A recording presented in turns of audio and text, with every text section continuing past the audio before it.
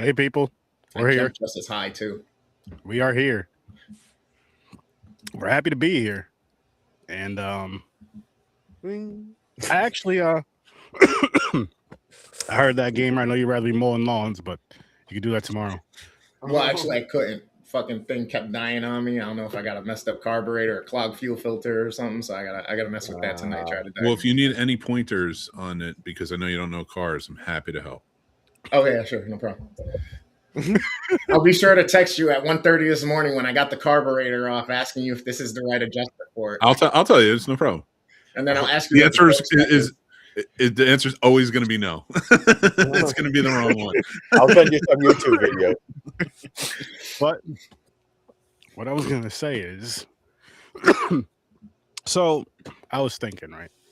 And I was like, Sturdy, there's something you've been saying you wanted to do for a while. You haven't done it. I was like, you know what, Sturdy, you're absolutely right. So I did it tonight, people. I did it tonight. And here it is. What's good, Sturdy Slashers? Welcome to another episode of Horror with Sir Sturdy. Actually, it's episode 592. Yes, 592. And tonight, oh shit, hold up. Is that motherfucker still behind me? Fuck. Of course he is.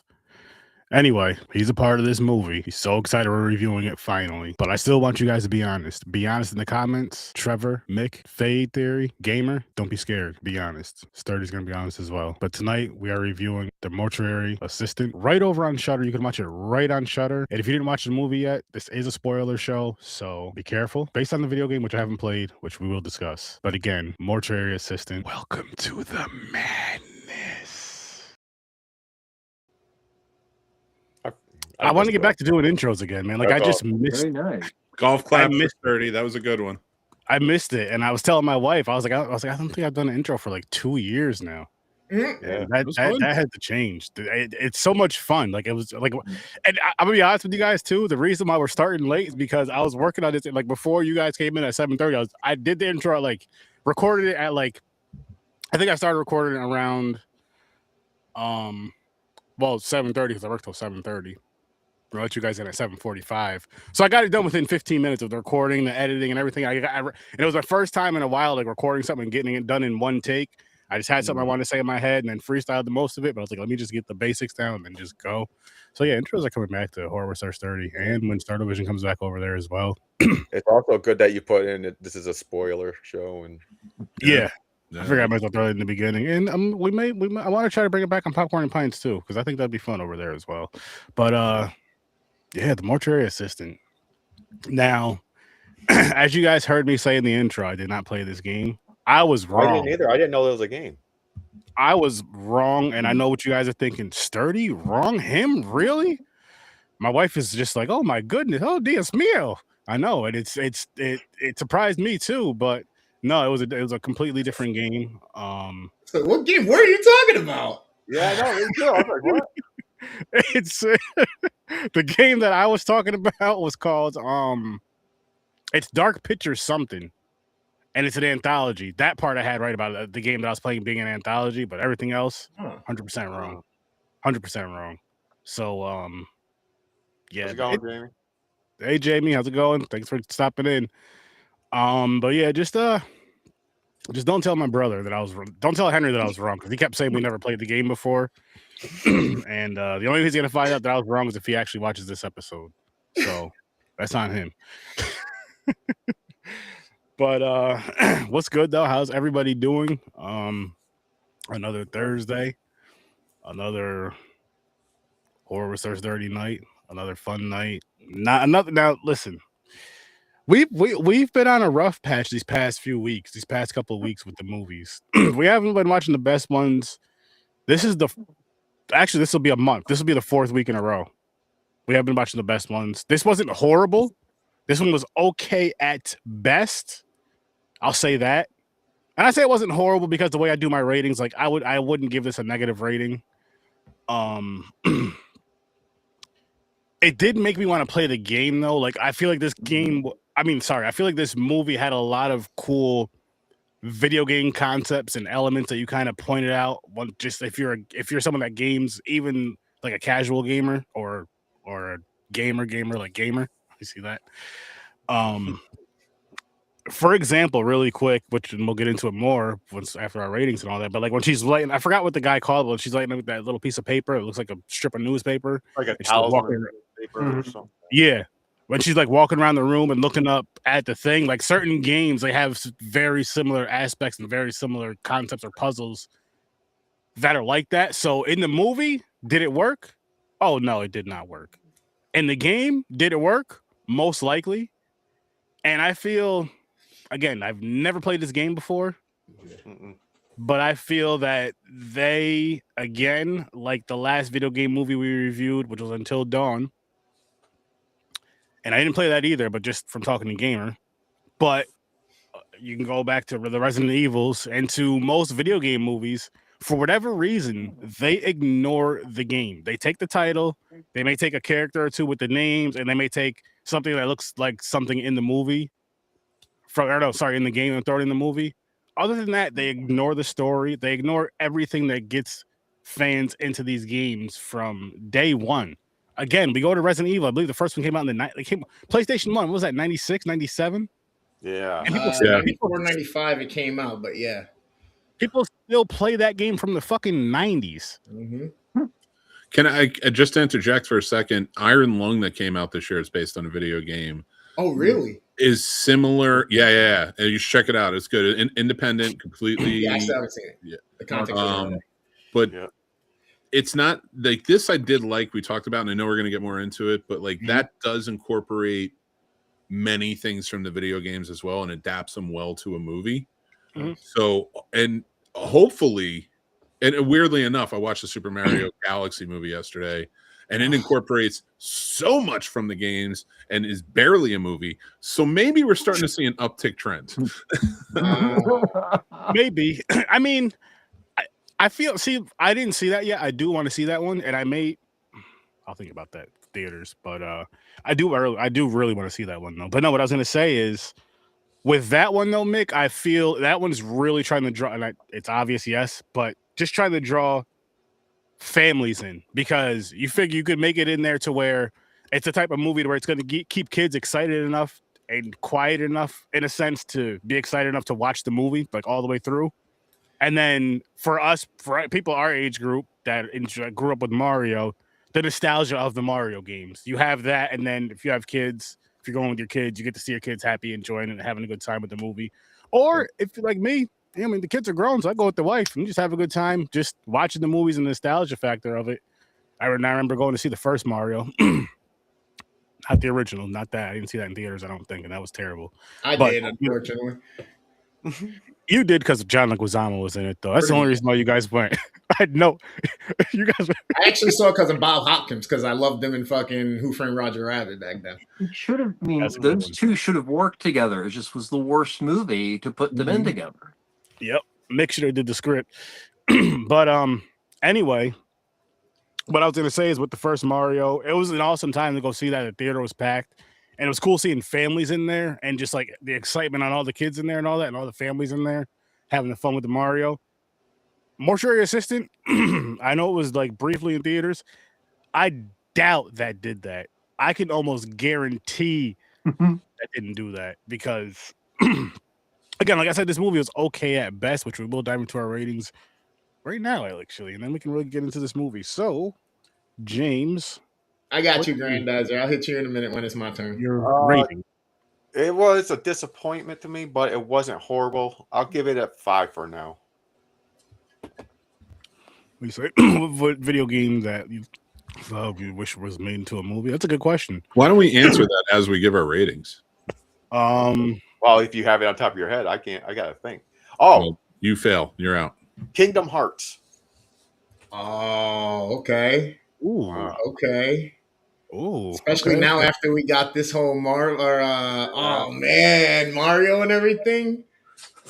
Oh, Hell Disney knows what they're doing with animation. Mick.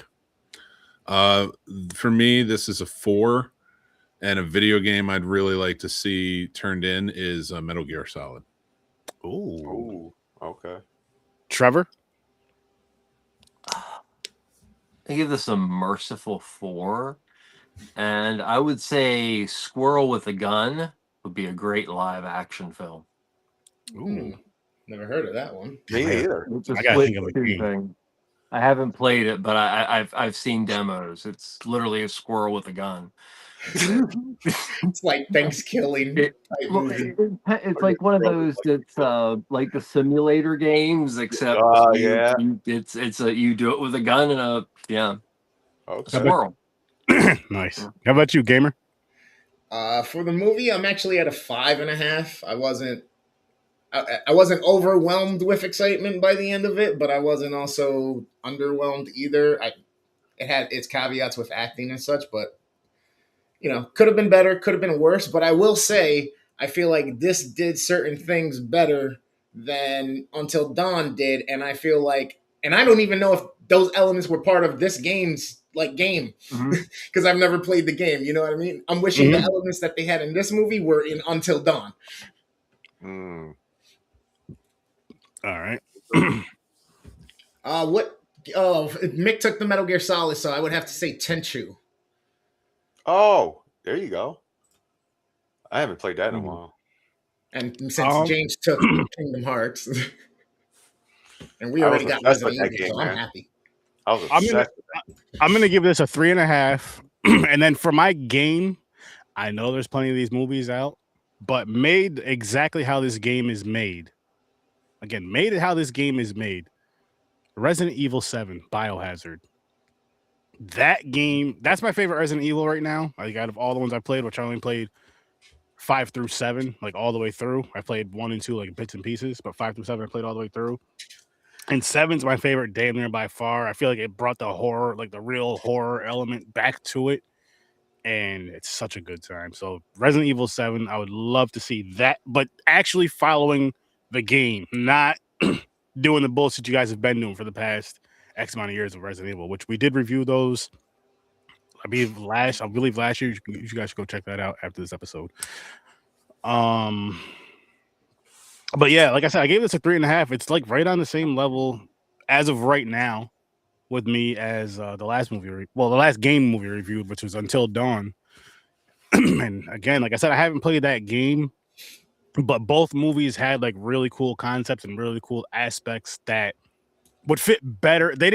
I feel like they didn't bring it over to the movie as well as they should have. Like, you knew this was from a game. You knew they pulled it from a game, and you knew it worked in the game, but in the movie, it's just like, you guys could have just tried a little harder than this. You guys could have did a little better than this. Just a little harder. Just actually try to put that in there. And I really wish that the people who take on these films when it comes to video games, I wish you would take it more serious, like how you would for if you were to do like a remake of a Hitchcock movie, or if you were to do like say a Carpenter movie, or the way that those people take their movie serious when it comes to that. And the reason I'm saying like remakes and all that, because when people like go with the big remakes, like for example, if you're gonna do say you're gonna remake a movie, I want it to be up on par with TCM, Texas Chainsaw Massacre 2003. That's what I want from these video game movies. Like, I don't just want let's McConaughey one. I love that. No, not the McConaughey one. Not the McConaughey one. Okay. It's the remake of the OG one. Okay. 03. But like it's pretty sad, honestly. It's pretty sad that you're not giving gamers the same respect of. Again, they've been playing these games for years. They love these games, and now that you guys are making video game movies, and from day one of certain video games that they would love to see it on the big screen. And I feel like you just grab these movies as like a money grab and not to really take them serious. I guess they're getting better here and there, but overall, it's still a bunch of crock of shit. And the craziest part is they all say the same thing too. Oh, we really did our thing here and really made sure that we gave the fans what they really want. We feel like we're going to hit the mark and make a lot of fans happy with this one. Yeah. And we go and watch them, and we're just like, your mediums. Video games. I mean, one of my major issues with this film was the laziness of the script.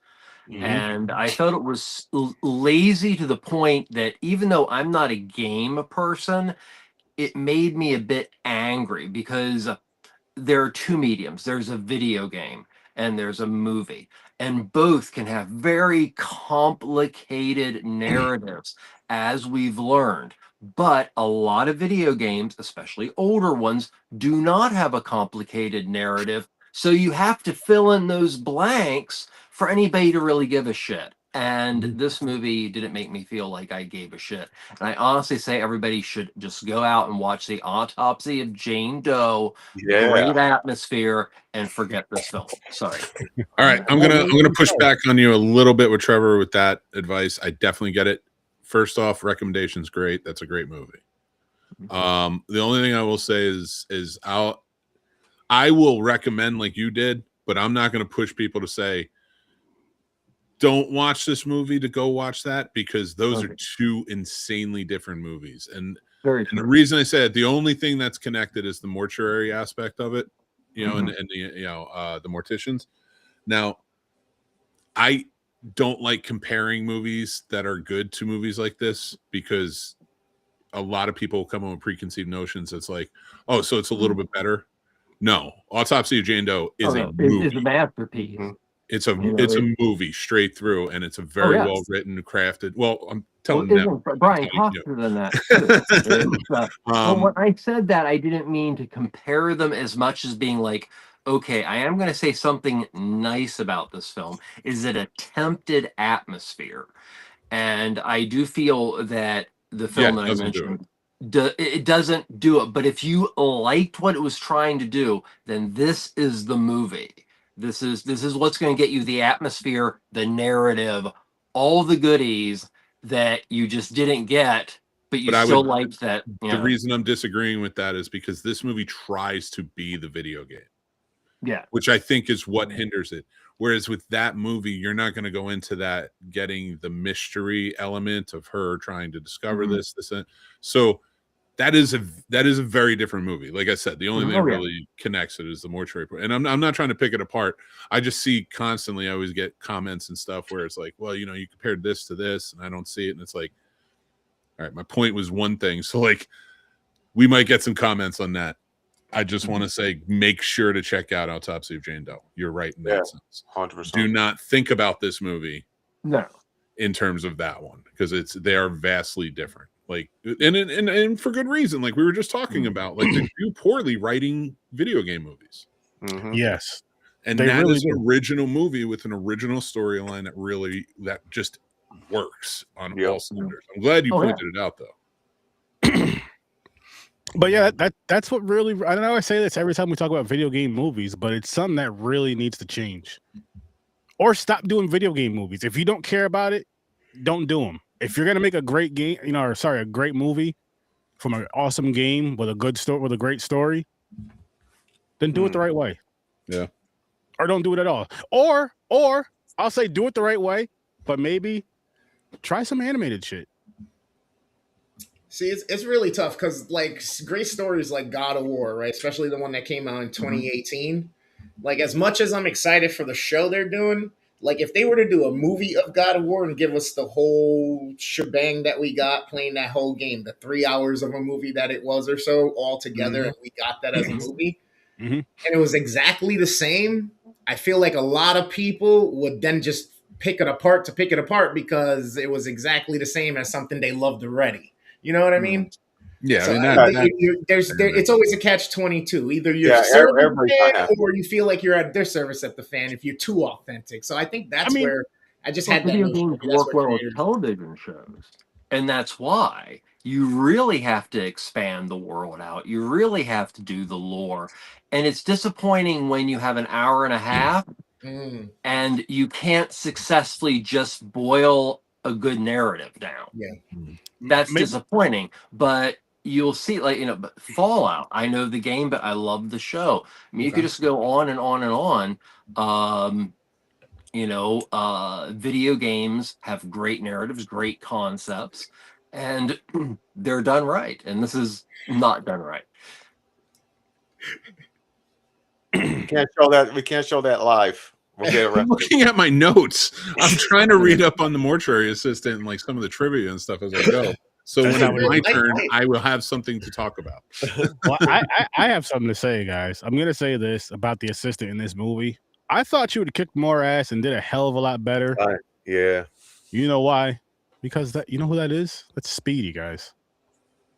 That is Who? Speedy. You know, oh my What? Her. Oh yeah, it is. Yeah, Green Arrow. Oh yeah, Green Arrow sister Thea. Yeah. Yeah. Yeah. Oh, she wasn't First of all, I knew bad that. as We an already talked about that earlier. actress with what she had. Oh yeah, that fucking Yeah, show. she dope.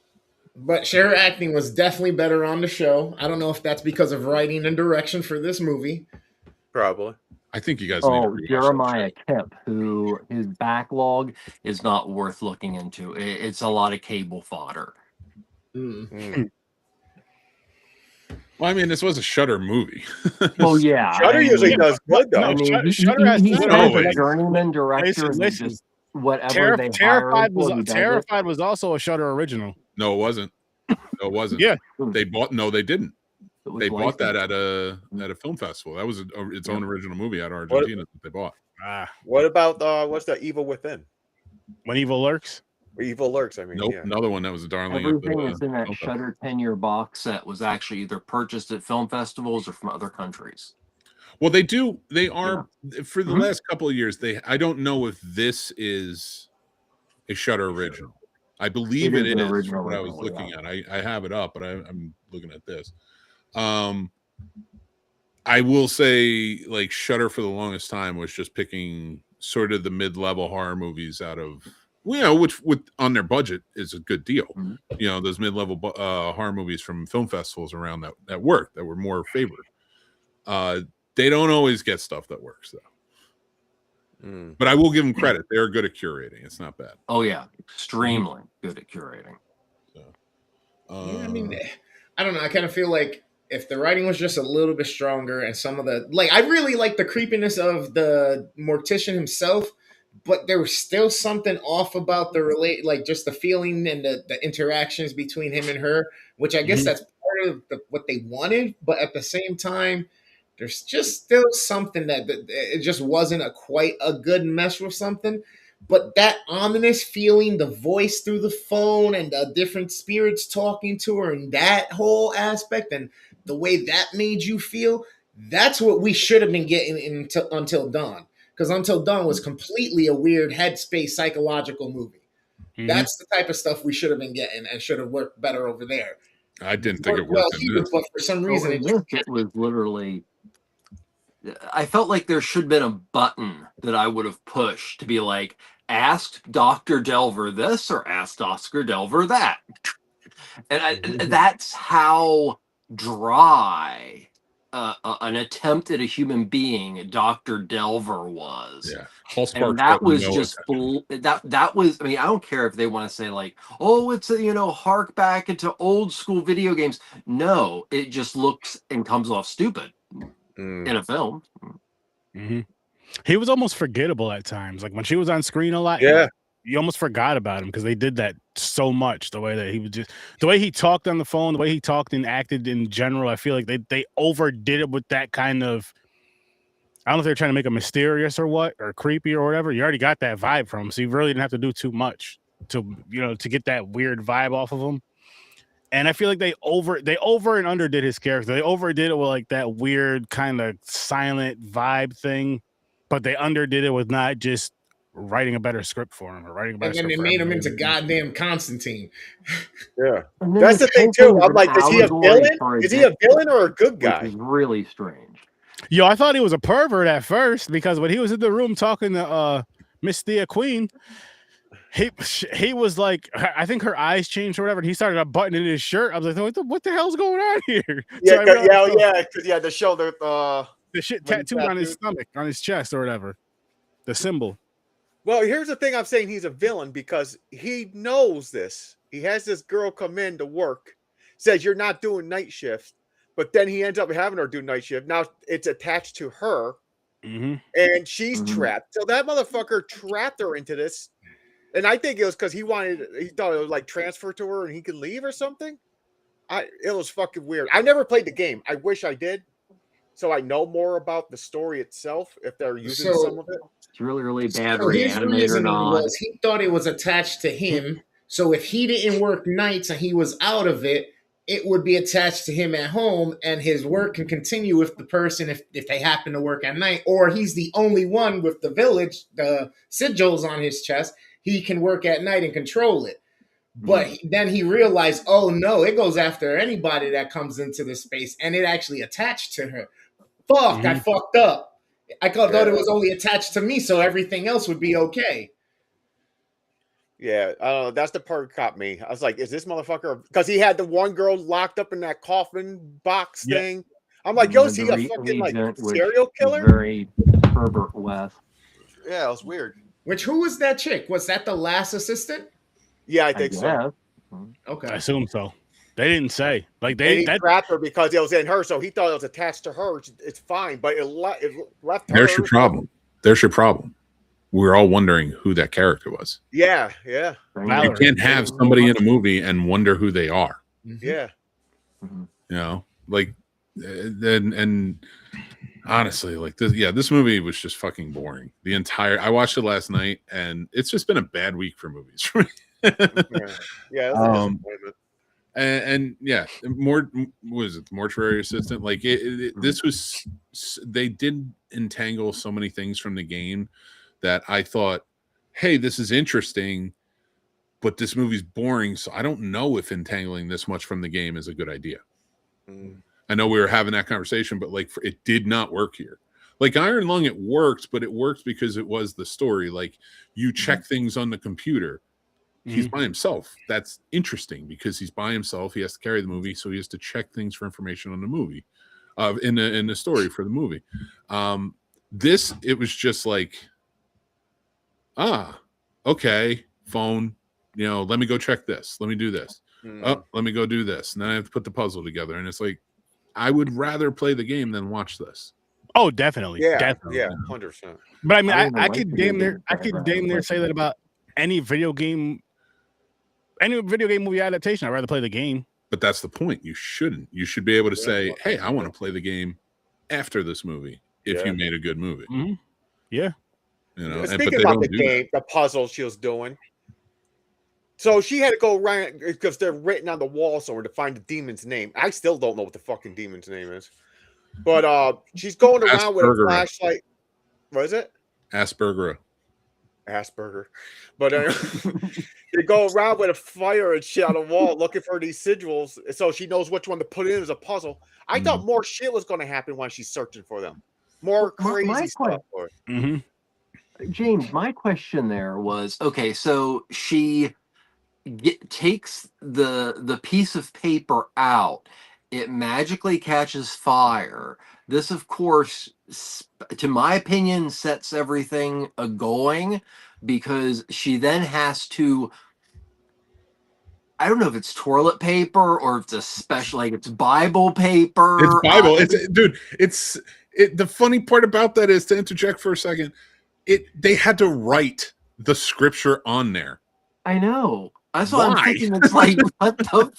Like, do you not know what it is? They're like freestyling this on like toilet paper or something. It's just, it made no sense. And even if you do know what it is, it's very easy to figure out what the scripture is just by looking at the paper. I don't know. That part I was just like, a little weird. They had to do something, I guess. I don't know. Again, none of us have played the game, so none of us know. So the game, you have to go figure out that puzzle. But that's the problem with this movie. I know how to play the game now because of this movie, but I don't know the characters. Why? Because she had one traumatic event that she barely emoted to. I mean, you guys praised her as Speedy. I'm going to say that show had about as much raw emotion as this movie did. So I don't know if she's a good actor, to be completely honest, because I'm like, it's like watching cardboard talk to each other. You know, like her and Paul Sparks had the same like notion. She showed no real fear throughout the entire thing.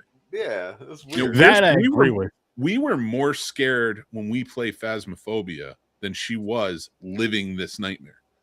That's true. Even when she was home and she's imagining killing her fucking sponsor. and all that shit. I'm like, what happened? Because then she leaves and she's at the door. She goes, "What are you doing?" She As starts an running back to the Allison? mortuary. I'm like, what the fuck is going on? I don't know. It did not work for me at all. Mm-mm. It felt like And another one. it sucks because I'm a sucker for these type of movies. Mm-hmm. The possession shit, or you're like, what's another one? Was it Lights Out or something? What's that one with the fucking? She's like, Yeah, where the short bar? film was really good and they elongated it into a piece of garbage. feature. So I'm like, Yep. I don't know, but I'm gonna drop this down to a 4. Yeah, It just wasn't worth it. And honestly, like it scares me for the Phasmophobia movie. I was about to say that. Now I'm fucking worried because I'm hoping so badly that movie's gonna be good, but it's so high chance it's gonna be shit. Oh, sorry, go ahead. The thing I was gonna say in Phasmophobia's defense is the main. I mean, they don't have a story, so they don't have You can't defend this. No. What I'm gonna say is they don't have a story, so it's not like we can go back and say, oh, they didn't follow the story of Phasmophobia. But I feel like what they need to do is have the locations in there and have all the equipment. Oh, Agreed. yeah. But at the same time, this has the location. It has the investigation. So to compare the two, and I'm for. I want it to be good. And I'm not saying there are no good. Oh, I mean, Sonic is killing. Sonic Ever is since good, they changed that ugly hedgehog into what Which, we got. Again, was I feel brilliant. it was on purpose. I feel that was on purpose to get the conversation going because it got everybody talking about it. I know we've talked about it back. Yeah, in it the was day on when Twitter. it It was was happening, trolling everywhere. which was smart. And then not They're too like, they much did long Sonic after. I don't know how wrong. long it was after, so I'm not gonna sit here and say I know the exact time, but let's say maybe a month, maybe I don't know how long it was. I really don't remember, but it was a cool time. It was a cool little moment in time, though. They had what we have now for Sonic. Yeah, And it was I like, think oh it's shit, they fixed it. and I think So, that's a common thing. When it's animated, there's a higher chance of success. I don't think horror works for video games to transfer well unless there's comedy involved, because you have to be able to emote. The actors have to be able to act. You restrict actors to tell them that they have to be like the video game characters. Now, I get what you're saying about Phasmophobia. There are no real characters to follow, but that's going to make it trickier. Why? Because now the fans of the game who play it are playing and they are the characters. Mm-hmm. true. So anybody you put in there, if you It's don't not you. see yourself in them, Mm-hmm. that's why you think you have to build out a Ooh. team. That's why remember I was talking about it where I was like, I think they should build out a team. It should be more comedic. You can hit all the places. You can connect them with cursed objects. But you need to have a team that it sort of shows personalities of people who play this game. Yeah. Listen, So you can latch Phasmophobia. on. Well, think about Scooby-Doo. And this isn't a video game versus TV show or movie I did, but just a team like that, right? Mm-hmm. We all connect to somebody on one of those teams. That's why it's so universally beloved. Everyone can connect to somebody on that team. And that is like universally how you talk to your audience. If you have this team, like they have to be different personalities that your audience can connect with. Oh, I understand. I'm the scared one when I go into these things with my friends. Oh, I'm the brave one when I go in. Yeah, I'm this. So like this right here, I don't know the game, so I don't know if there's characters like a Resident Evil that kind of linger or stick around. So I might be speaking out of turn with it, but I'm assuming because there was the names might be the same, but there was no real distinctive things about these characters to latch onto. Like they kind of overview a lot of stuff about their past. Mm-hmm. So my problem with this was you didn't give these actors any chance to work with this script or build even something that makes it interesting for us to cheer for them or even go against them. And that's, I think, what suffers a lot with video games that transfer over into movies or TV shows. TV shows are a little easy because you have a lot of time to build characters. Yeah. And there's a lot more forgiveness. But an hour and a half trying to make this movie work, if your actors can't at the very least make people feel something, you wrote it wrong.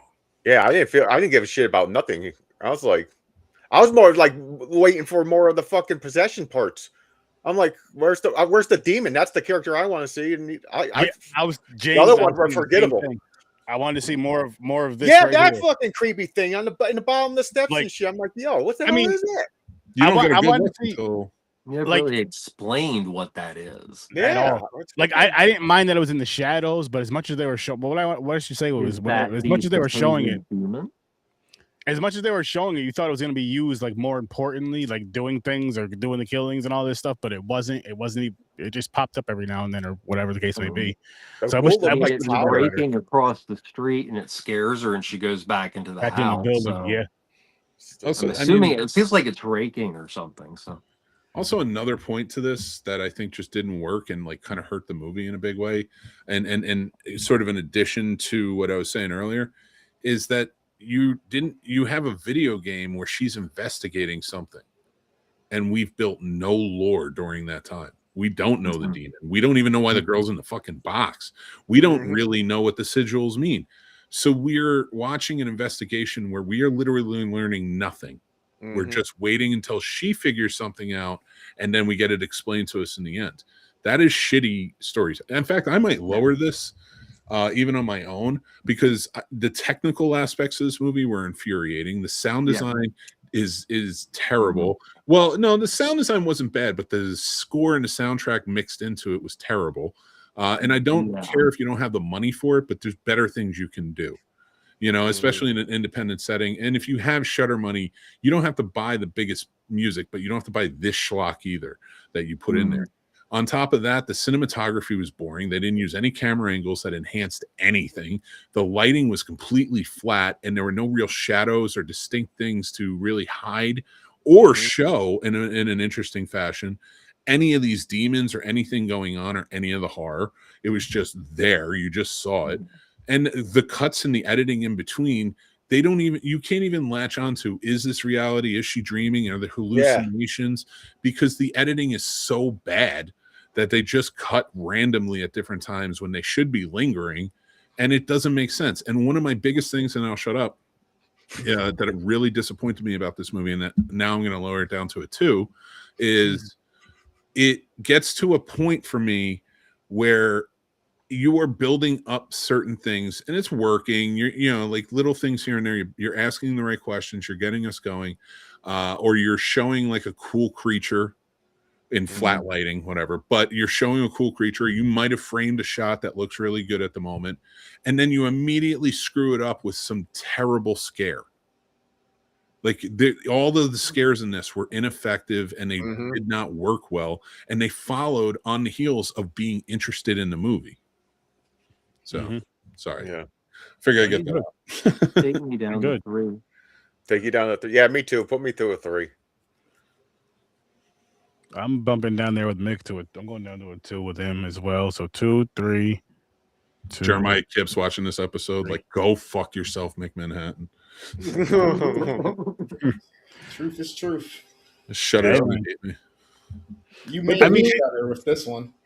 You know what? If more of these companies that are popping up, the A24s, even the studios, things like that, if they had people who actually knew how to craft a story or put things together to oversee this rather than just have executives try and make money, we would have better products. But they don't. They don't give a fuck what I think. They don't give a fuck what anybody thinks. Nope. They only give a fuck if you are bringing them eyes. And then they're paying you to tell you, they're paying us, not us, but like content creators to say whatever they want anyway. And there's no integrity in that. So this movie sucks. Give it a 1. No, I'll keep it at a 2. I'll keep it at a 2. Listen, just run the movies by us. Let us check them out first before you put them out to the public, because you guys are fucking up. If I ever win the Powerball, we're going to make a movie and go exactly by the story of the video game. You gotta get the right people though. Yeah. I can't act, James. Nick, I will. Nick, he's good. He could play Leon for Resident Evil. I don't. Is that a or black Nemesis? character? You want to play Nemesis? You want to play Nemesis? Which one's Nemesis? I haven't played. I played the first 2 Resident Evils. I've never Nemesis played. Nemesis is that fucking one where that big fucking. There's also. I don't even know if you call him zombies, but he has a Gatling gun and shit. I don't remember. That was fucking crazy. Like those are late night game playing with my buddies. You know, like I don't remember every aspect of them. I I remember used the to watch night. people. I never really played it. I liked watching people play it. It was like me watching a horror movie. He was Like too my scared. sister was playing it. I was like, "Here, you want to try it?" Just because I know it's going to be entertaining. Mhm. I forgot what game it is. When you go down the hallway and the dogs jump through the fucking windows. That's Resident Evil. Yeah. Which one? The first one? Yes. I don't Oh, know. okay. I don't not remember. He got scared so fucking much. I was laughing for 20 minutes. You know what pisses me off? This is the third worst film of this week that I watched. Nice. Yeah, that sucks. You're on a slump. I lowered this to a 2, and it's the third worst film. Wow. That's Damn. awesome. I'm so mad. I'm This has happy not for been you, a good Nick. week for movies. But the thing is, it gets better. Hopefully. I don't know. I don't know if the drama is going to be any good, and I hope it is. I like the actors, but and then the 2 carries I know I like. But there's always next week, Mick. There's Yeah, always oh next. fuck, next week, dude, I have some good ones. See, there you go. Boom. Like I said, Well, next week. I had to replenish, and at least fucking Johnny isn't making me watch another goddamn Jack and Jill. That's good. Sorry, I realize nobody knows what I'm talking about, but go watch Johnny Loves Movies and you'll see. But speaking of movies and films and shows and all that good shit, it's time to get to the weekly rentals. And James, we're gonna kick it off with you, good sir. Wham. Okay, so dude, I'm going to tell you right now. Okay, this fucking movie. I got this from. I follow Tubi Horror Group on Facebook. Someone posted this, and the capital letters. They go, "This is the best thing I ever seen." So it piqued my interest. I was like, "What are you talking about?" For just look by the cover, I was like, "I know this is going to be a B whacked out fucking movie, right?" I watched it. I enjoyed this movie way more than I thought it was gonna be. It was just fun. There's funny parts in it. It's horror aspect because there is ghouls. The ghouls are old school fucking. You can tell they're like look like plastic and the tongue hanging is just like stuck there. They don't move. You know that kind of shit, like a toy. I don't know, man. I had fun with that one. I would definitely fucking pay the late fees on this one. Nice. Nice. I say check it out because I'm really curious how other people think. That's why I was like, "Sir, you got to watch this movie because I want to know if it's going to make you laugh or something." I might rent it next week and I'll let you know if it's worth the late fees to me too, James. All right. But that's not the only movie you watched this week. No, I watched a lot of movies, but You watched Shanghai Surprise as well. yes, I did. That's a punishment movie for So Saturday. that's for P&P. Yeah, but he can still say he watched it. Yeah, I did Oh. watch it. You'll find out my review on that real. If anything, I would say it's not rental. I won't pay the late fees. No, shut the fuck up. Don't say anything. Just be like, if you want my review, go check out P&P. There you go. You have your in. There you go. Effectively And YouTube. use your Check time. it out on YouTube. Watch it on YouTube. Yes. But- Popcorn Pints over on YouTube. But Gamer, you are up next, good sir. This week had a little bit of a theme, if you can't tell. Mm-hmm. Green. It was a color. It's all about the Is it green. because you miss your green grass? Yep. No, it's because the grass is ready for me to cut. I just went and got my weed and feed yesterday and everything. I'm ready to go. But yeah, I started off with the Green Hornet. Why? I don't know. I just happened to see it on the list on YouTube. I started watching it, remembered that it was Seth Rogen. Once I heard the initial laugh, and then I was in it. And I was in it, and I remembered, hey, that's Harold. Harold, And I was that's just right, like, Harold. okay, I'm not going to move from this now. I'm just stuck here. So I finished with that one. As I said, it stars the gentleman that played in Harold and Kumar, plays Seth Rogen. They play the classic crime-fighting bunch, the Green Hornet Kato, his partner. He has a classic car, super dope. I give this one, I think the modern-day version of it, this movie was a great adaptation. It is a little bit different because my parents are from the generation where this actually came from, so they've told me what the differences are and stuff like that. I've never went back to check, but yeah, I enjoyed it. I thought it was a good time. I'm a fan of Seth Rogen's, and he's doing a lot of stuff now that, you know, we're seeing more and more like the Muppets, and we were just talking about, what was the other thing we might come back out with? Darkwing Duck. Oh, yeah. I'm excited. I'm a Seth Rogen fan. Go watch it. Worth the late fees? I'm going to leave that one up to you. For me, I'd return it on time, but I'd probably watch it once, maybe twice before I did return it. I would say the mask is 1,000% worth the late fees. I was on Green Hornet.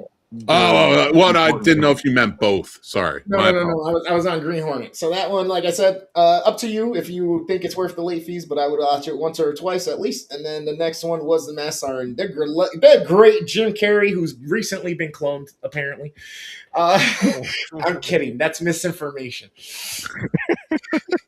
If you don't know, The Mask is actually a comic book that actually they changed the character of it for the movie. He was actually supposed to be kind of an anti-hero who did a bunch of sick sadistic things to bad people while still being a bad guy, but towards bad people only.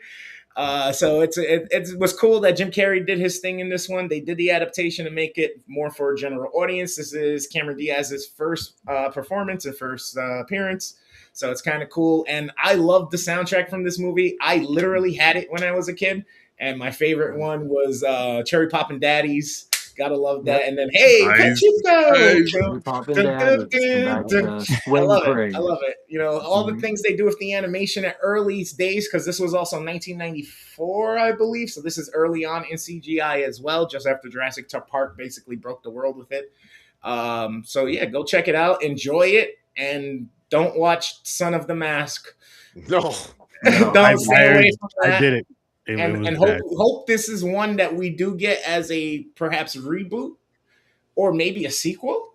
Maybe they do a requel, but I would love to see this and continue because the Mask is ageless.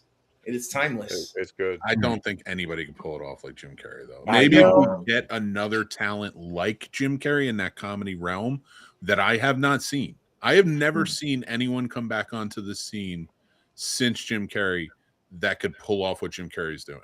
And he still does it, even as Robotnik on Sonic. He's killing it.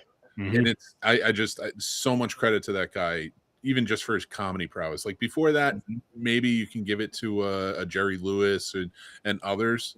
There were a lot more like very animated comedians back in the day than there are now. Robin Williams. Rob Williams is fantastic. But even then, like as great as Robin Williams was and as animated, Jim Carrey could contort and do things. Yeah. Like a goddamn cartoon. There's an element of slapstick to Carrey's work. Yeah. And not to put Robin Williams down, though. I mean, he was a genius. No. But yeah, it was that cartoon. Like he was Bugs Bunny. Yep.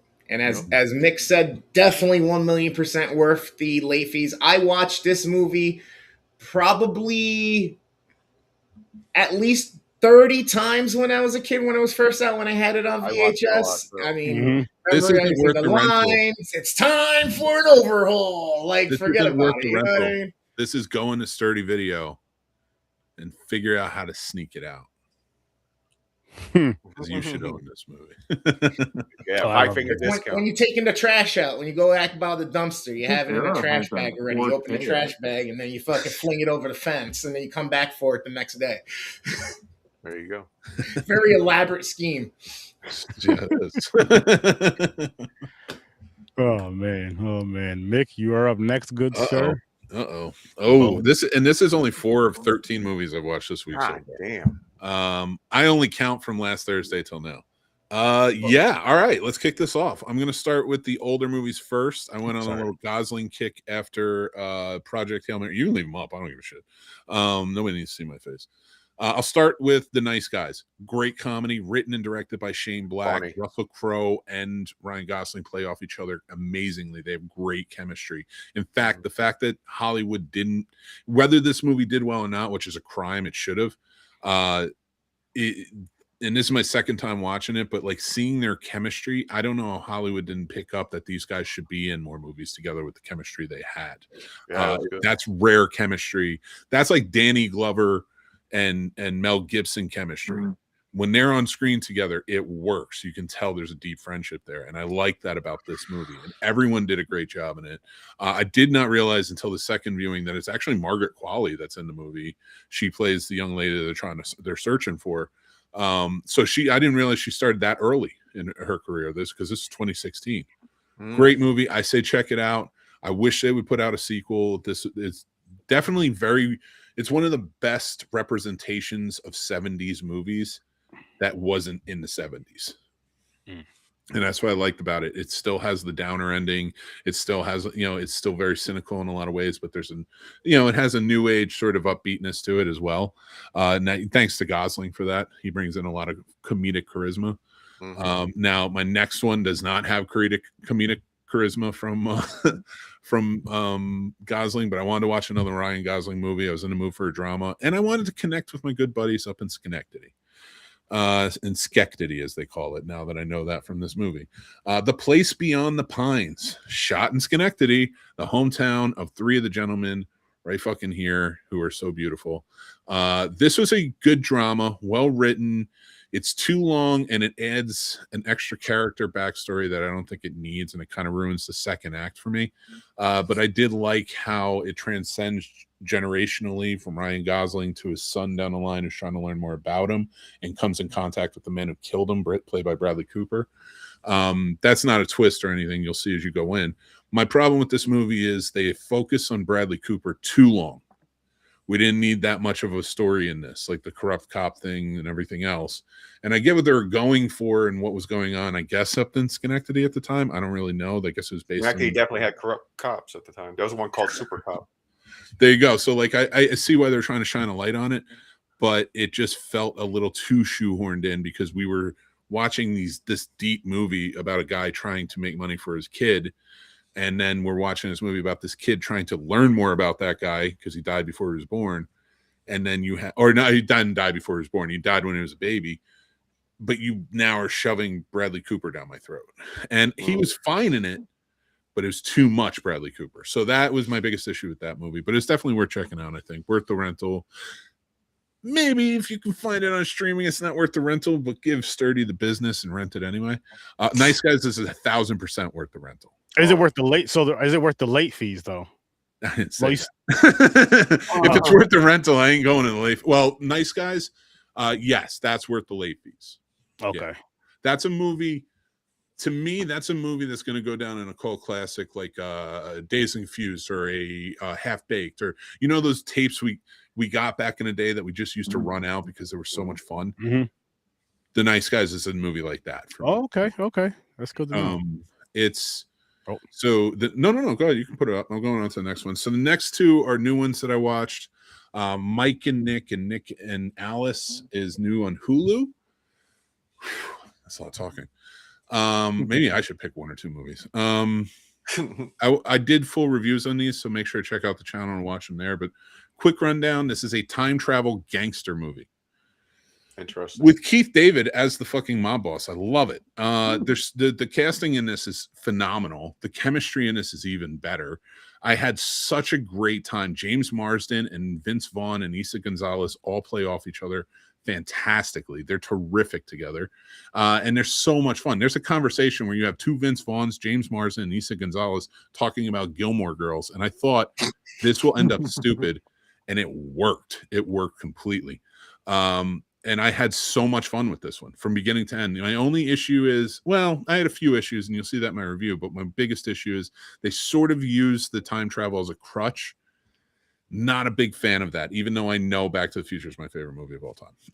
But I do love a good time travel movie. This has action like you would see in John Wick, but it also has comedy. It does not pull punches from the gore and stuff. It is just a really fun movie. And it was really cool to see. The performances were my favorite part. And the last movie, another new one, They Will Kill You. Another one's going to have a full review. You can go check that out, starring Zazie Beetz. I'm not going to give much away on this. I'm going to say it has some of the best fight choreography around. I loved it. Oh, it looks fun. Color patterns that they use in this are phenomenal, and it looks great. The set design, the art direction, production design, I should say, is phenomenal. It's phenomenal. The hotel feels like a character. You get lost in it, but at the same time, it feels familiar to you. Like, it's really well done. I don't want to give too much away, but it goes to different places that like you just appreciate. It does not pull punches on gore in any way, shape, or form. It is a gory movie about a young lady who takes a job as a maid at a exclusive luxury hotel. Her first night, these immortal Satanists come in to make her next sacrifice. Thing is, she's ready for him. Think an old martial arts movie, Right. brought up to date. I know Afro Samurai was a very big influence on this. Yeah, James, you get it. And I can see it through the color patterns, and I can see it through like sort of the imagery in terms of poses and stuff like that. You're gonna love this fucking movie. It's great. That is both the new movies are definitely worth the rental, the late fees. Nice. Good to know. Because I do want to see They Will Kill You. Yeah. And now it is on to you, Trevor. Well, I'm going to get out of the way first. All 4 of these films are not just good rentals, but well worth the late fees. So the first film we have there is called White Son of the Desert, released back in 1969, directed by Vladimir Motyl. And it is what you call a red Western, sometimes called an Ostern. And it follows a general that is going home after the Russian Civil War. But being the Good Samaritan that he is, he continually runs into people he needs to assist or situations he needs to help people, and he can't say no. And this builds a narrative that eventually leads to a film that's definitely influenced by not just spaghetti westerns, but also things like The Searchers and especially High Noon. Russian Western, a red Western. Highly recommend it. Nice. And the second film is by the director of Battle Royale. It's one of his earlier films. It's from 1966. It's called The Threat. Yes, there are similarities to another film that came out about 3 months before called High Low by Akira Kurosawa, but it's probably incidental. But this is a film about a kidnapping, and that's a kidnapping of a child, but also a kidnapping of a family and using them for the ransom. It's very tense. It's really cool, and you get to see Kinji Fukasaku and his use of the camera and the use of editing in an early black and white way that's awesome. So The Threat from 1966 Japan, highly recommend it. Awesome. Okay, so this was kind of out of the blue one for me. I have not watched a lot of Truffaut films. This is from 1970. It's called L'Enfant Sauvage, or The Savage Child, The Wild Child. And it is actually based on a real child that was discovered in the Victorian era and had been worked with a doctor to try to make them part of society. Well, this is an actual thing that happened. Of course, this film expands upon that. And as a person who has worked with students, when Truffaut made this film and used that as like the jumping off point, what he ended up making was probably one of the most, it's almost like The Miracle Worker, except for neurodivergence. And it really goes into, you can see the good and the bad at that time period of trying to communicate. And it's just like, it's unlike any film I've ever seen. And it even though okay, I can't say that. It reminds me a little bit of Lynch's Elephant Man, but that is Wild Child by Francois Truffaut from France. Anybody want a Helen Keller joke? There is, yeah. You know what the difference between Helen Keller and a neurodivergent is? What? The neurodivergent doesn't want Helen Keller dead. That's a deep cut. That's a cerebral one, because she was into eugenics. Oh, okay. And she flew planes apparently. Yep. One plane, Mick. Just one. Plane. No, it's Plane. a fleet of planes now. That will never not be funny. Always She was in Top Gun. Who do you think trained Maverick? Are you? I literally just said she was the Top Gun. She was Glenn Powell's character, and every time you saw her, she's like, "I am that good rooster." Sorry, I'm not making fun of neurodivergency in any way. I will make fun of Helen Keller in many ways. She was a Shout out horrible. to Helen Keller though, and the Night Wolves. But, Thank you for saving us from the Night Wolves. yes. All right. I know you got one more, Trevor. I have one more, and this I actually might say it is my favorite of the four. It's from 1977. It's called The Dancing Hawk. It follows a character named Michael Traporni from when he was a country boy up to when he dies. It also plays with the perspective of the viewer nonstop through this film. And a majority of the film, you're watching from below. It's very strange. It kind of, the film in general, if you've ever saw this great film called Hukle, it's a Hungarian film that came out in the 2000s.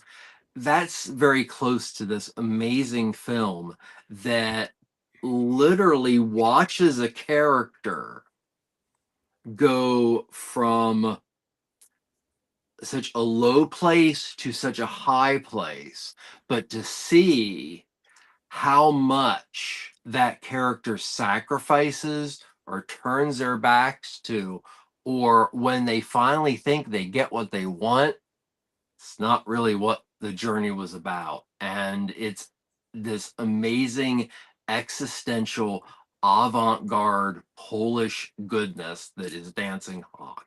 So highly recommend it. But if you don't like narratives that are askew and non-linear, avoid it. But if you do, definitely watch it. Nice. It's on to me. So I'm gonna kick it off with Simon Says. Not the greatest movie, but I wasn't mad at that. Like I like the concept of it, which basically 4 people get catfished into going to a castle in Scotland, so a Scottish castle, and basically they have to try to win the game of Simon Says. If they win the game of Simon Says, they're told that they get to be with the guy and they get to own the mansion, this, that, and the third. Little do they know, they can't leave the game. They have to play the game or they're trapped there or they'll die. And it just basically goes on from there. I don't want to give it away because I would like people to go check it out. Again, it's not the greatest movie, but again, with the ideas of it and the concepts of it, I think it was a really good idea. And with better writing and acting, this would have been I think this could have been a good movie. I really feel this could have been a good movie. Just from the things I got from it. Like, I'm not saying it was, but just from the things I got from it, I respect it for that aspect of it. It's worth a rental. It's not worth the late fees, but it's definitely worth a rental, and it's worth a one-time watch. Just return it on time. Return it on time is all I'm gonna say. And then watch The Great Food Race with the wife. Is that a show or is that a movie? Yeah, No, it's a show. There's like 18 seasons of it.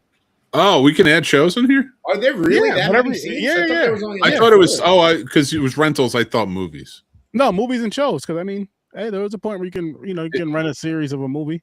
If I could, after you're done with everything, just plug a show though, because it's just one I think people should check out. Yeah. Nice. But The Great Food Race, basically, it's a challenge. I think I forgot how many trucks it starts off with, but it ends up with 1. So they go through a few states selling food. They do different challenges, and each episode someone gets eliminated.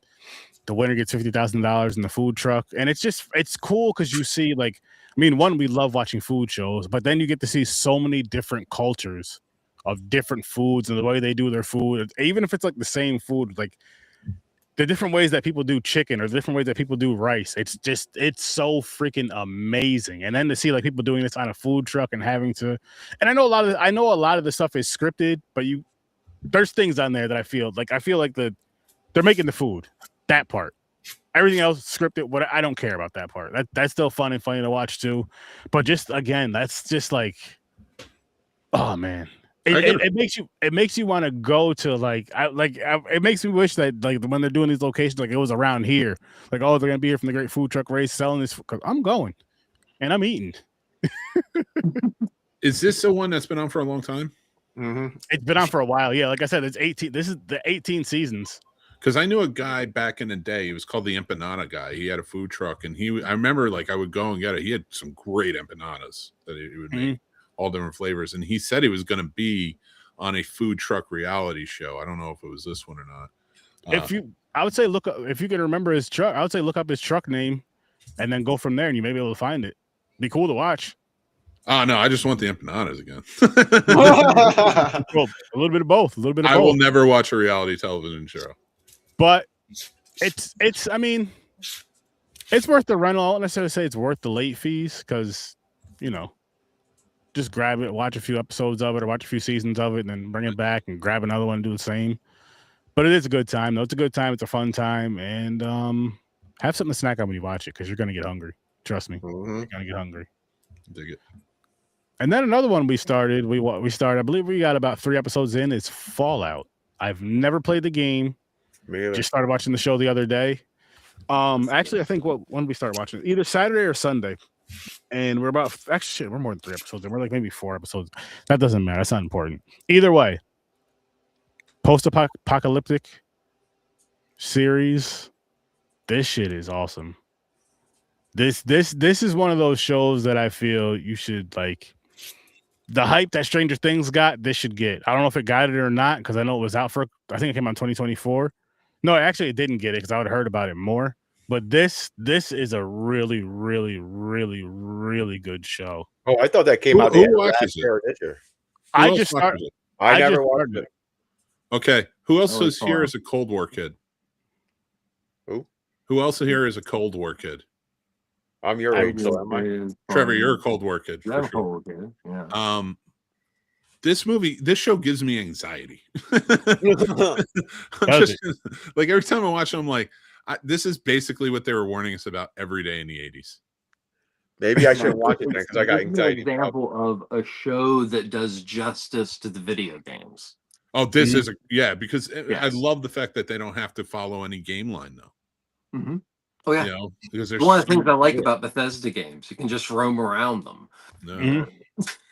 Yeah, I've never played this game, but this series, and you know what it is too, really quick. This series, and then I'll say at least for the first season of what the hell is it called? The Last of Us. I enjoyed both seasons, but I know some people didn't enjoy the second season as much. Of course, I get it, but those shows prove to me that if you're going to go the video game route as far as making a live adaptation, maybe you should go the series route so you can put more into it. You can do more character development, this, that, and the third, and more with the story and add on to the story, especially for those games that they may have a good story for a video game, but they need more for a movie. But if you do that in a series, you have more time to build. In a movie, you have to cram everything in an hour and a half, let's say 2 hours tops, but nobody wants to sit down and watch a 2-hour video game movie. I don't care how good it is. It could be done if actual writers still existed. That's that too. But I mean, at the same time, do a series. I don't think everything would work in a series as in video game. Like, true. I agree. I agree with what you're saying about the ones that we like. They made. I think Resident Evil would make a really good series. I know they did some anime. I believe they did some animated stuff. I agree. Big world shows like that for sure. I agree. But yeah, that's what I mean more so. But I don't know. And then like everything Iron Lung as a TV show, I would have been That is very. You had me for like 2 hours. That's it. That's fair. That's fair. And you still could have cut 45 minutes out of it. That's fair. But just for the most part, though. But yeah, again, Fallout, great series.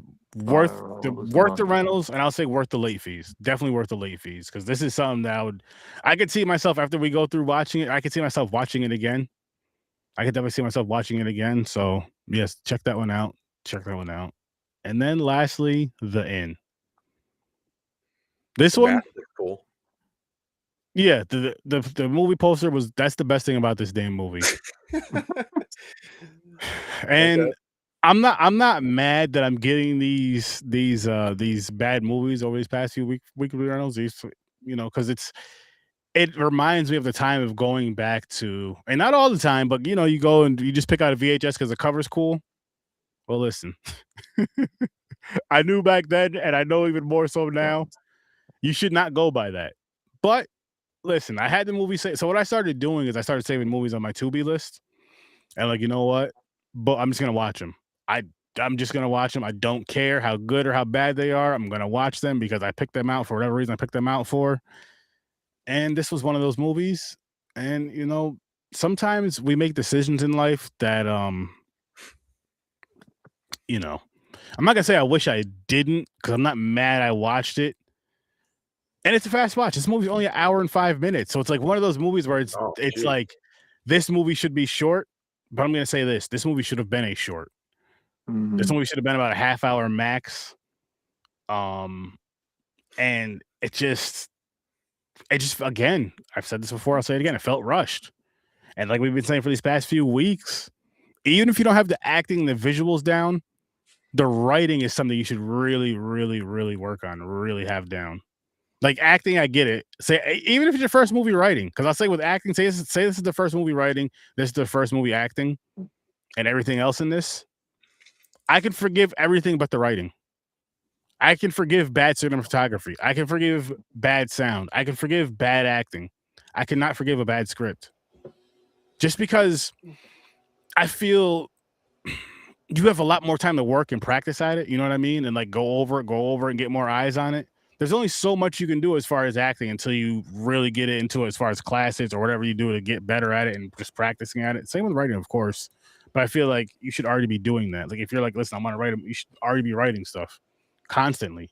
I don't know how often, but at least once a month, right? I don't know. It depends on how bad you want it. I don't know. But take your time. Like when you're trying to do something for a movie, take your time. Take your time. If it takes, maybe take a couple of years. I really don't know, but I'm saying maybe at least take 6 months to a year. Don't write a movie in a week. Don't do that. Because I mean, if you're a good writer, you could. no. I'm saying if you're just less than a week, so you can do it. You can do it. No, I agree with you, Sturdy. I agree with you. But if you're not on that level, like where your writing level is. Nobody's on that level. There are no screenwriters that are actively working now that are on that level, and you can. I can argue all day long with you about that, but they aren't, because even new age movies, even the Chris Nolan movies today, don't compare to what the writing of like 60s, 70s, 40s. Like there are movies that are so intricate and had such great writing that, like, there's not one writer that's on Dalton Trumbo's level today. You know what I mean? Exactly. So like and that's the thing. Like he was a guy who won 3 Academy Awards for writing, and he didn't put his name on any of them. He couldn't put his name on any of them. And that's what I'm saying. Like, think of a writer today who could write and win 3 Academy Awards in their lifetime for best writing. I would say like Ryan Coogler may, but it's yet to be seen. So like we're on a level where there can be, but we're also not getting everything we should because we don't know who they're working with. Yeah. Like if they go to work for Netflix, their scripts aren't going to be as good. So that's going to show me you're maybe not that good of a writer, because you can't write something original in that sense. Even if you're commissioned, if you can write that way, you're not writing in a traditional fashion. And that's where, like, for me, and my only little pushback on something that you said was, I can forgive bad acting if it's if it's what? If it's impassioned. Exactly. Okay. If they are impassioned, and I see an actor who's maybe the first time coming out here and really giving it their all and trying, and because you can tell when a crew and a cast genuinely had fun making a movie in the movie itself. Because like you said, those details are there and they matter. People talked about the film. People got together and they really planned things out. Far too often, I think that's why I don't work well with a lot of indie creators nowadays. They want to show themselves on social media, and I'm thinking of a few right now. they're so hell-bent on showing that they can make a movie like Hollywood does, that they don't know, that they've forgotten, or they just never realized that they are not making a movie like Hollywood does. There's no real pre-production, and doesn't mean script read.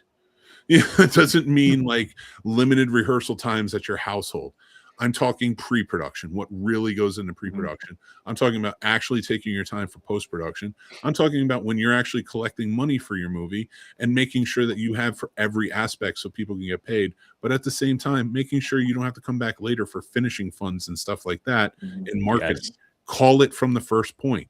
Get yourselves a line producer or a production manager, get yourself that's the problem. We see so many independent films come out and there's things that are missing because they're missing the idea of collaboration within films. And that's what made Hollywood work as a business. So if we lose that, we're not going to have Hollywood working as a business. You're going to have a bunch of AI fucking artists. Like we the don't want AI that. about filmer. Oh, Jesus. Don't even get me started on that. We don't Oh, need that. real quick, I do want to thank Grandizer. I did see her list. Most of those films I've seen and I adore. I would love to sometime talk about Asian film with you. So, but I seen The Host and I seen The Wailing. And to add to that, they did on this show cover a lot of those movies, Evil Dead Trap and stuff. Yep. So you will go back and watch those episodes because they're worth it. Definitely. Oh yeah. Yes, he's right. With backpacking, we do that every summer. July through August. So at least 8 foreign films, and we're gonna be doing it again this year. Switching it up a little bit. So I'm gonna let the cat out the bag, meow. The way I'm doing it this year is I'm seeing what type of restaurants are around me. And based on that is going to be the country the horror movies will be from. Then that way I can try to go out the week of that movie, grab the food, try the food and enjoy the film, or hopefully enjoy the film. Hopefully enjoy the film and the movie. But so that's going to be a good time. I did it a couple of years ago as far as with the food and stuff, and it was fun. So I want to do it again. But this time I want to just make sure I'm locked in 8 or 9 different countries, 8 or 9 different restaurants, and hopefully I have 8 or 9 great experiences with both.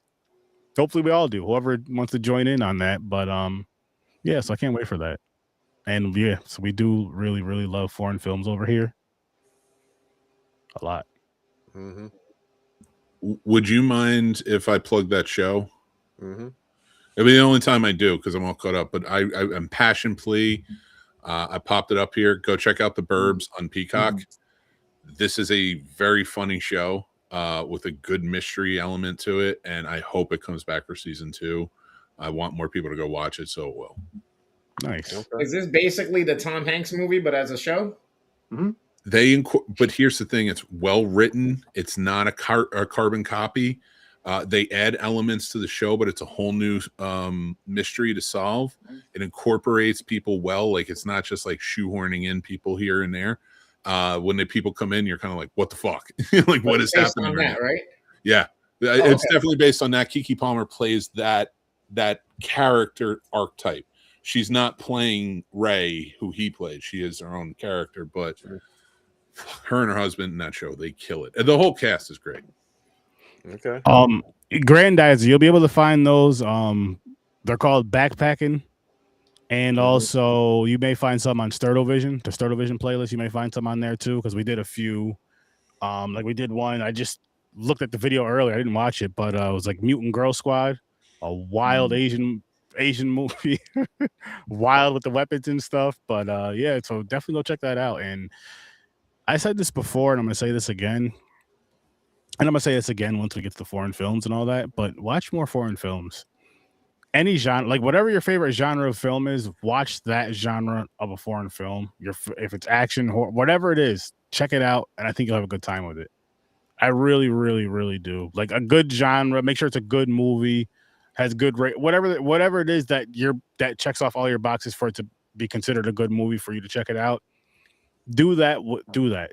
Just trust me and do that, because I was one of those before to where it was I hated reading subtitles. But once I started getting into this podcasting so much, once I really started getting into it and started watching foreign films, and you couldn't find the dubbed version, I just fell in love with the subtitles, and I'm just like, this just feels right. This just feels right. And now I'm like, I won't say mad, but I'm not as into a film when it's dubbed as I would be with subtitles. So yeah, just try it out more. Try it out. Give it a few more tries. Don't give it one more try. Give it 4 more tries. But in the genre that you like.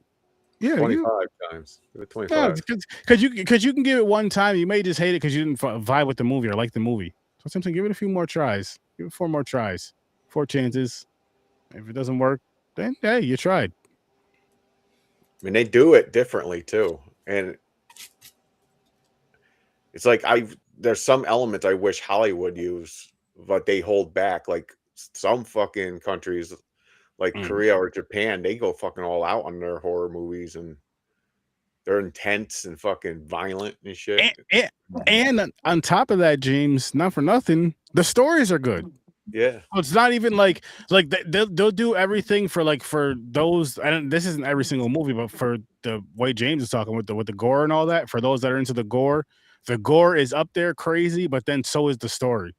So you're just like, okay, so the gore goes with the story. It's telling a story, and it goes with the story being told versus just gore to be gore, which doesn't get me mad, but I don't want it as much as I want a good story like I used to.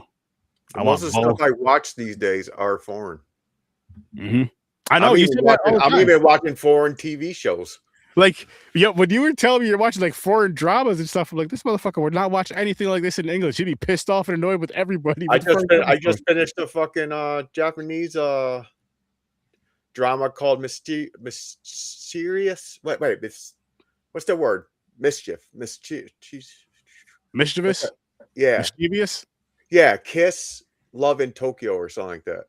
It's a comedy drama, and I fucking got hooked into it. And I just finished it today, so I'm like, Jesus Christ. So I'm now the first thing I do, I'm looking for a new one from That's awesome though. A foreign. So that's awesome. That's awesome. You know what wasn't awesome? The Mortuary Assistant. Unfortunately. Hopefully the game is, but the movie definitely was not. But speaking of movies, let's spin this wheel so we can get out of here. Yeah, get out.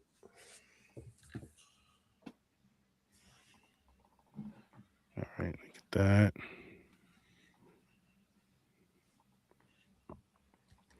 And let's see what we get for next week.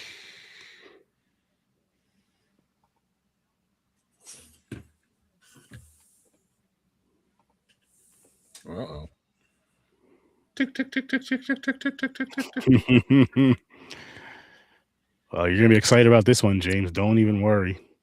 Do not even worry, James. You're going to love this movie, Fate Theory. Oh boy. Oh boy. Slowing down. We got Beast of what? Omaha? A shark movie. Civil War. Beast of War. Beast of War. Oh. Oh, okay. Okay. So on Shudder.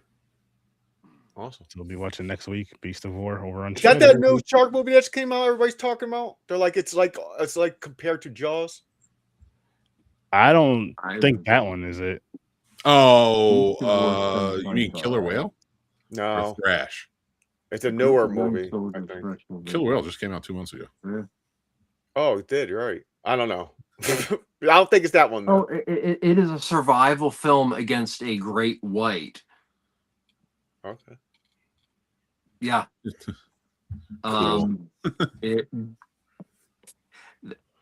It's got an okay rating on IMDb.